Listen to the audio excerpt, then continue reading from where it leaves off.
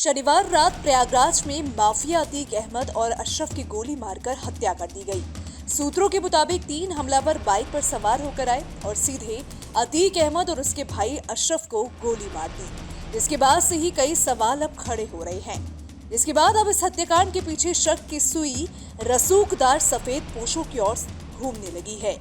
एक दिन पहले ही धूमनगंज थाने में पूछताछ में माफिया ने कई बिल्डरों और बड़े लोगों से अपने रिश्तों का खुलासा किया था।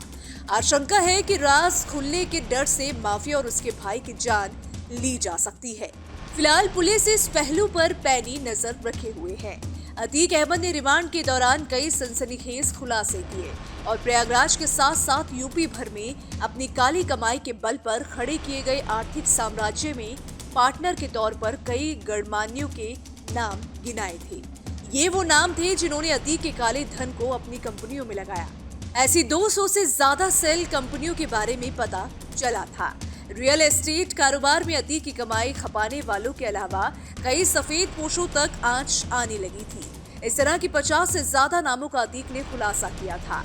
अपराध की दुनिया में दखल रखने वाले माफिया के कई राजनीतिक दलों के नेताओं से भी रिश्ते रहे हैं। अतीक राजनीतिक दलों को साधने में भी बखूबी माहिर था। यही वजह थी कि 2 दशकों तक उसकी उंगलियों पर सरकारें नाचती रही और आला पुलिस का अधिकारी उसके सियासी रसूख के आगे घुटने टेकते रहे। अतीक पर हत्या, अपहरण, वसूली, हमला और जमीन कब्जा समेत 102 आपराधिक मामले दर्ज थे। 4 दशक पहले महज 17 साल की उम्र में हत्या सरीखी वारदात को अंजाम प्रयागराज में सनसनी मचाने वाले अतीक ने अपराध की दुनिया में कदम रखा तो वो आगे बढ़ता ही गया। एक के बाद एक हत्या, अपहरण, जमीन पर कब्जा, हत्या के प्रयास, सरीखी 100 से ज्यादा वारदात को अंजाम देने वाले अतीक ने क्षेत्रीय दलों की सरकारों को अपनी उंगलियों पर नचाया। लेकिन इसके पीछे जमीनें हड़पना और बिल्डरों की कंपनियों में खपाना उसका सबसे बड़ा खेल रहा। योगी सरकार में उसके आर्थिक साम्राज्य पर लगातार चोट पड़ने और 1200 करोड़ से ज्यादा की संपत्ति जब्त किए जाने के बाद भी उसकी सेहत पर कोई असर नहीं पड़ा था।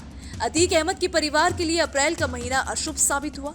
इसी महीने में अतीक का वर्चस्व छोड़िए सब कुछ खत्म हो गया।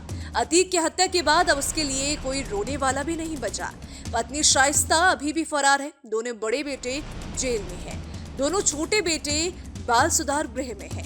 अशरफ की पत्नी जैनम भी आरोपी होकर फरार है। अन्य रिश्तेदारों की भी हिम्मत नहीं पड़ी कि वो अतीक के शव के पास आकर आंसू बहा सके। अब ऐसे में देखिए आपको क्या कहना है, आपके क्या विचार हैं। आप अपने विचार हमें कमेंट सेक्शन में जरूर बताइएगा।